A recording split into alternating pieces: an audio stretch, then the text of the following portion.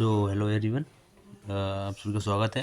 तो इस वीडियो में हम करेंगे पीआईएल टॉपिक को, जो कि अपने यूपीएसआई की मूल विधि के बहुत ही इंपॉर्टेंट टॉपिक है। ठीक है। एंड इससे पहले भी हम काफ़ी सारी टॉपिक्स को कंप्लीट कर चुके हैं, लाइक आईटी एक्ट वगैरह एंड मोटर व्हीकल एक्ट, है ना। तो इसमें पीआईएल को कंप्लीट करेंगे वन शॉट में। ठीक है, एक ही बार में पूरे को इम्पोर्टेंट समाप्त कर देंगे। एंड इसमें जो मैं आपको बता देता हूँ क्लास में कि हम सिर्फ मोस्ट इम्पोर्टेंट चीज़ को ही पढ़ेंगे। फालतू की जो अननेसेसरी आर्टिकल्स हैं उनको हमें फालतू में याद नहीं करना है, क्योंकि हम सिर्फ एग्ज़ाम ओरिएंटेड पढ़ना है जो एग्ज़ाम आ सकता है। ठीक है। सो ये क्लास कुछ ज़्यादा लंबी नहीं होगी, इसीलिए चलिए फिर स्टार्ट करते हैं। शुरुआत करते हैं फर्स्ट आर्टिकल नंबर 1 से। तो ठीक है, पहले मैं बताता हूँ आपको पीआईएल होता क्या है। तो पीआईएल की फुल फॉर्म होती है पब्लिक इंटरेस्ट लिटिगेशन। ठीक है। पीआईएल का कॉन्सेप्ट 1976 में आया था। It is a process of resolving public interest disputes through the judicial system. ठीक है। पब्लिक की जो इंटरेस्ट डिस्प्यूट्स होते हैं उनको सॉल्व करने की प्रोसेस होती है इसमें। कि जो है, मान लो कि अब इस नॉर्मल केस होते हैं हमारे, जो कैसे कि मैं आपको एक एग्जांपल समझा रहा हूँ। जैसे कि दो पार्टीज़ में लड़ाई हो गई। ठीक है, तो ये दोनों लोग जाएंगे अपने कोर्ट में जाकर अपने केस को सॉल्व करवा लेंगे। अब पीआईएल में क्या होता है, इसमें एक पब्लिक इंटरेस्ट टॉपिक को लिया जाता है, कोई छोटे मोटे टॉपिक नहीं, पब्लिक इंटरेस्ट टॉपिक को। जैसे कि आपने देखा कि अभी अरावली जंगल मान लो कट रहे हैं, अरावली जंगल्स में कटाई हो रही है, तो वो पूरी पब्लिक के लिए इफेक्ट पड़ेगा उसका। जंगल कटेंगे तो पूरे उस एरिया का जो है टेम्परेचर बढ़ेगा, पोल्यूशन बढ़ेगा, है ना। तो इस केस में जो है, कोई एक बंदा पूरी सोसाइटी की तरफ से केस डाल सकता है सुप्रीम कोर्ट में, किसी भी कोर्ट में। और जो है, भले से वो उसके इफेक्ट खुद इसके इफेक्ट में हो या ना हो, पर वो पूरी सोसाइटी की तरफ से डाल सकता है। जैसे कि अब मान लो ये अरावली दिल्ली में है। ठीक है। सो अब मान लो अगर कोई बंदा है तमिलनाडु का, ठीक है, वो दिल्ली, उसका दिल्ली से कोई कनेक्शन नहीं है, बट वो देखता है कि दिल्ली के लोगों को दिक्कत होगी इससे, बट वो तमिलनाडु का रहने आया, बट फिर भी वो पीआईएल फाइल कर सकता है कोर्ट में। ठीक है। तो ये होता है पीआईएल बेसिकली, एक पब्लिक इंटरेस्ट के टॉपिक को लिया जाता है, ना कि कोई छोटे मोटे टॉपिक को। सही है। अब आगे देखते हैं क्या लिखा है इसमें। टू और मोर पार्टीज और individuals undertake legal action for public interest. ठीक है, दो या दो से ज़्यादा पार्टी या इनको इंडिविजुअल पब्लिक एक्शन के लिए वही करता है। वही बात है कि मैंने बताई थी। Filing a complaint, presenting evidence, obtain a court decision, ये सब उसी बंदे का काम होता है। बट वो किसी और भी लोगों को अपने साथ ले सकता है जो कि उस इफेक्ट से अफेक्टेड हो। ठीक है। सो पीआईएल की शुरुआत कैसे गई थी, इसकी शुरुआत में 3 जजेस का नाम है भाई। उन 3 जजेस का नाम आपको ज़रूर से याद करना है, बहुत ही इंपॉर्टेंट है ये 3। Justice VR Krishna Iyer, justice PN Bhagwati, और एक और हैं जो नीचे लिखे हैं, ऊपर नहीं लिखा शायद, चलो उन पर भी पहुँचेंगे। तो अभी इन दोनों का नाम याद करो, justice PN Bhagwati and justice VR Krishna Iyer. ठीक है, इनसे क्वेश्चन बहुत ही बार पूछा जाता है। पीएल को कहाँ से अडोप्ट किया, तो वो यूएसए से अडोप्ट किया। ठीक है भाई। गिवन बाई कोर्ट में जब इसको जो है फाइल करते हैं पिटिशन, इसमें 3 चीज़ें होती हैं। इन तीनों को टर्म्स को आप अच्छे से पढ़ लीजिए। तो पहली टर्म है पिटिशनर। पिटिशनर क्या होता है, याचिका करता है, यानी कि जिसने केस डाला है। मान लो जैसे वो तमिलनाडु का बंदा था उस केस में, तो वो है इसमें पिटिशनर, जिसने पिटिशन डाली है। ठीक है। दूसरी टर्म है लोकस स्टैंडी। ये कौन होता है, मामले में कानूनी कार्रवाई में भाग लेने का अधिकार। ओके। और तीसरी पब्लिक स्प्रिट, लोक हितैषी। लोक हितैषी भी वही बंदा है तमिलनाडु वाला। ठीक है, उसको भी लोक हितैषी बोलेंगे, जो लोगों के हित के लिए कोर्ट में जाए। समझे। लोक असिस्टेंट मामले में कानूनी कार्रवाई में भाग लेने का अधिकार, ये वो राइट है जिसमें कि आप उस प्रॉब्लम से अफेक्टेड हो या ना हो, बट आप उस कानूनी कार्रवाई में पार्टिसिपेट कर सकते हो। आपके पास कोई सबूत है, सबूत दे सकते हो, गवाही है, गवाह दे सकते हो। ठीक है। तो ये होता है। तो इन तीनों टर्म को अच्छे से पढ़ लीजिए। एग्जाम्स में इन तीनों से एमसीक्यू क्वेश्चंस काफ़ी ज़्यादा आते हैं। जैसे इसमें लिखा होता है लोकल स्टैंडी क्या है, और 4 ऑप्शन दे रखे होते हैं, तो आपको लगाना होता है। ठीक है। आगे देखते हैं। इस पीआईएल को हम 2-3 नाम से और बोलते हैं। Social action litigation, class action litigation and social interest litigation, ये 3 नाम है। ठीक है, एक बार दोबारा से पढ़ लीजिए। सोशल एक्शन लिटिगेशन, फिर दूसरा सोशल इंटरेस्ट लिटिगेशन, और तीसरा है क्लास एक्शन लिटिगेशन। ठीक है भाई। सो अब देखते हैं केस के बारे में। तो ये केस चला था Murli Deora versus union of India 2001 case. इसमें क्या हुआ था, Murli Deora and industrialist file in PIL in supreme court and demanded banning of smoking public places. ये बहुत ही इंपॉर्टेंट केस है भाई, वेरी वेरी इंपॉर्टेंट है। मुरली पहला केस यही था PIL का, कौन सा, Murli Deora versus union of India 2001 case.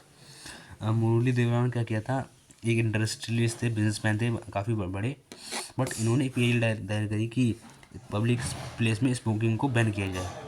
फिर जो PIL सुप्रीम कोर्ट ने एक्सेप्ट कर ली और फिर जो है स्मोकिंग को बैन कर दिया गया। अब PIL के बारे में आपको थोड़ी इंपॉर्टेंट चीज़ बताता हूँ, जैसे कि अब सुप्रीम कोर्ट के पास एक पावर है कि कि वो किसी भी चीज़ को PIL के तौर पे खुद से भी ले सकता है। जैसे कि अगर सुप्रीम कोर्ट ने जो है अखबार में एक न्यूज़ देखी, कोई भी पब्लिक प्रॉब्लम हो जिसमें, जैसे कि कोई सी भी ले सकते हैं अपने अभी डिजिटल अरेस्ट वगैरह चल और साइबर क्राइम का कोई सा भी टॉपिक, जैसे कि डीप फेक चल रहा है, ठीक है, डीप फेक।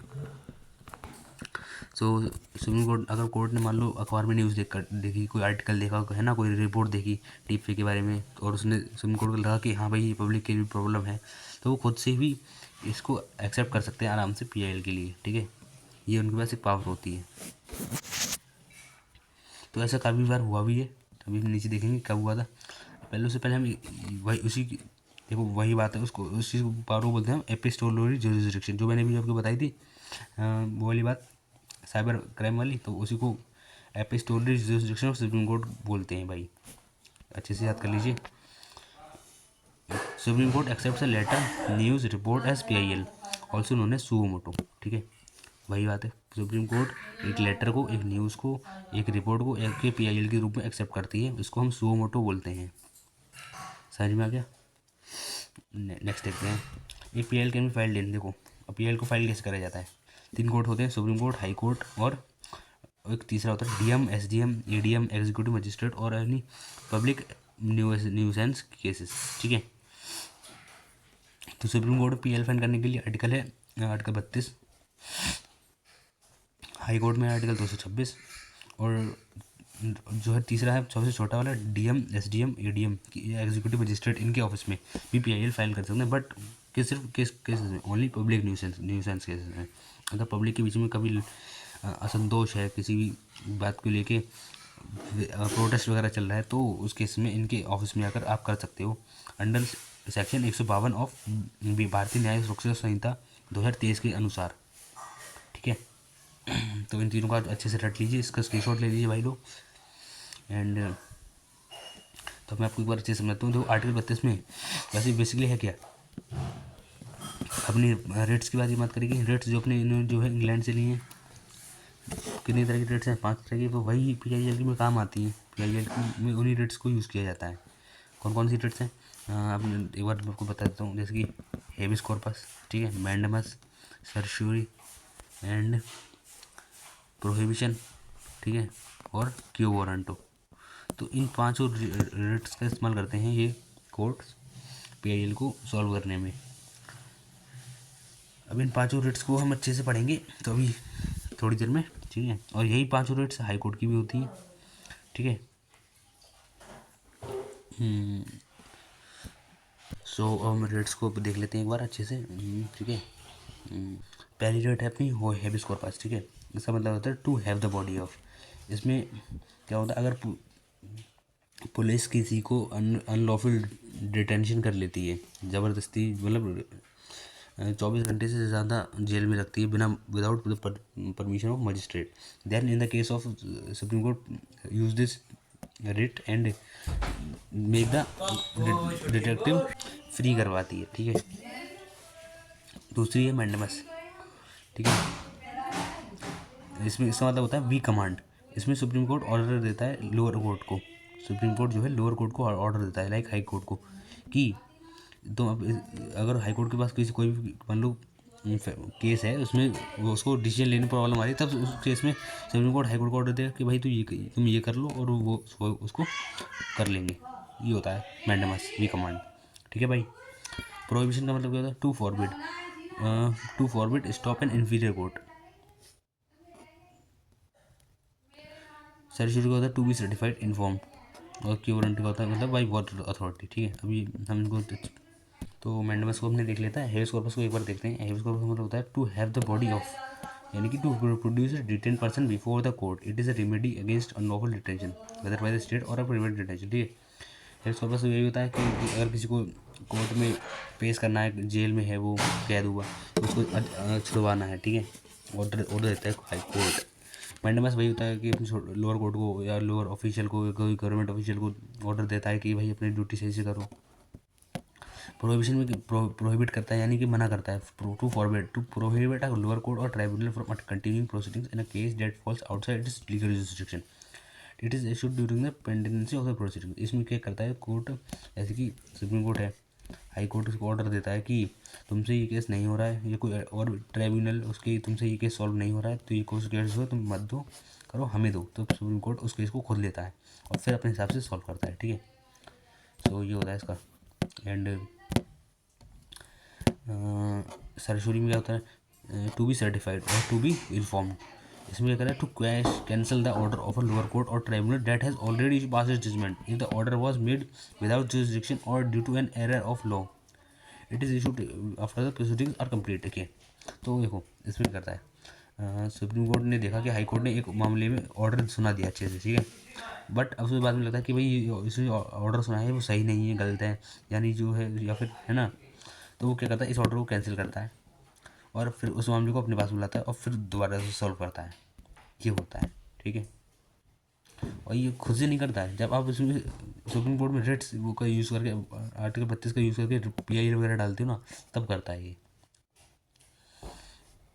तो बस इसमें ये दिया है सर्चुरी में दिक्कत की जब डिफरेंस की, जब फैसला सुना दिया जाता है फाइनल, उसके बाद जो करता है तब होता है सर्जरी, और जब फैसला सुन चल रहा होता है तब करता है प्रोहिबिशन कि तुम ये केस मत करो, हम करेंगे। ठीक है, और पाँचवा होता है क्यू वारंटो। इसका मतलब होता है बाई वॉट अथॉरिटी।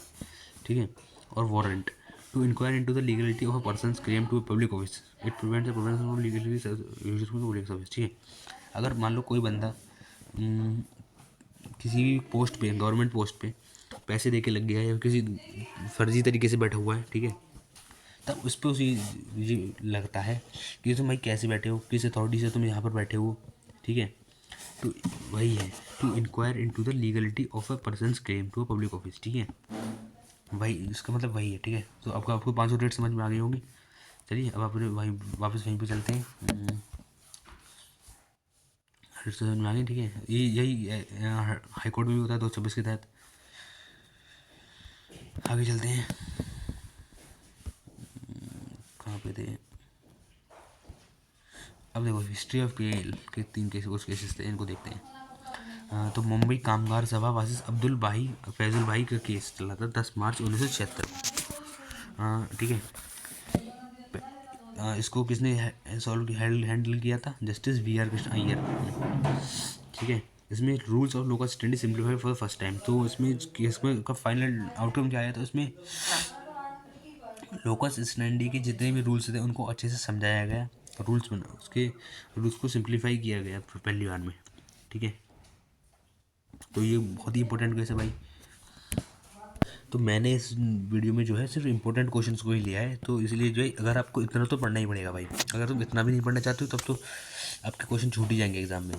सिर्फ मोस्ट इंपॉर्टेंट है, कोई फालतू की चीज़ नहीं है। तो ये सारे केस आपको पढ़ने ही पड़ेंगे, अदरवाइज आप किसी बुक से पढ़ने जाओगे तो वहाँ पर आपको फालतू का मटेरियल मिलेगा, बहुत ही एक्स्ट्रा चीज़ें जो एग्जाम में रिलेवेंट नहीं है। ठीक है, अब दूसरा केस है fertiliser corporation union versus union of India का केस।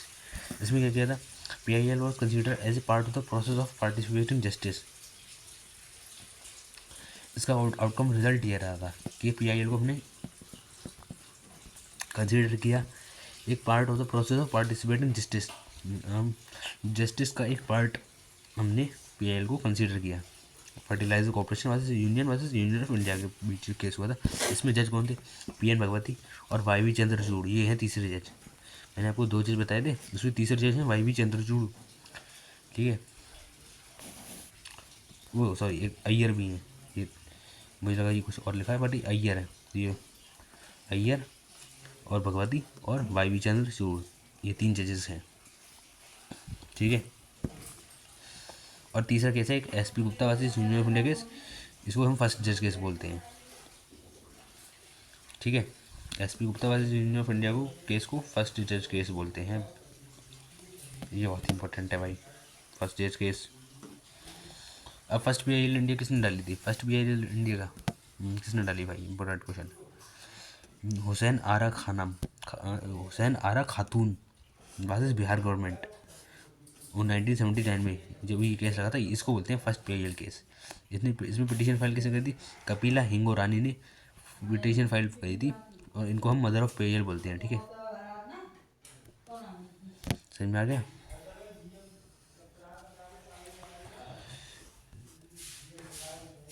कपिला हिंगू रानी का नाम आपको अच्छे से याद करना है, ये मदर है पीआईएल की। और पहला केस आपको याद करना है हुसैन आरा खातून वर्सेस बिहार गवर्नमेंट का, ठीक है। इसमें क्या है कि इसका देखते केस क्या था इनका, क्यों क्यों डाला था इन्होंने बिहार गवर्नमेंट के खिलाफ केस। तो केस था related to detention of under trial prisoners in jail, ठीक है।